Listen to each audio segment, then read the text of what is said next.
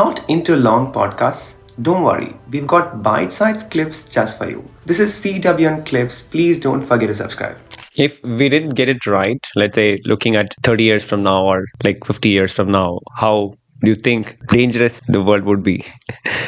Well, there wouldn't be any world. Yeah. We are non-existent. You're asking me.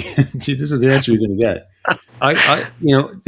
There's something called the Great Filter concept, and it's the idea that why are we alone in the universe? We have all these Goldilocks zones. We've never received a real verifiable signal from anybody out there. Now, could be a lot of reasons for it. There's an ocean of time and an ocean of distance, and we are a tiny, tiny pebble. So it could be time or distance is why we haven't heard anybody. They could have evolved and become extinct before we evolved. All we have to do, before we developed radio, being able to receive radio signals. But beyond that, there are filters that would stop species from developing, like the Cambrian explosion in vast differentiation of species might not have happened on some planets somewhere where there was a Goldilocks zone or a place that was good for habitation by organisms. There could be another filter at nuclear weapons. A lot of civilizations might develop up to nuclear weapons and then destroy themselves, as we nearly did, and we still could. And then some people propose that the great filter is really AI. That once species out there in the galaxies, in the many galaxies, in the millions of galaxies, that once they develop AI, they get destroyed. So it destroys them. So that's another reason why they're not communicating. They're not being standoffish, they're being extinct. I urge people to look up the Great Filter concept. I think there's a Wikipedia entry about it. I'm sure there is. Thank you. So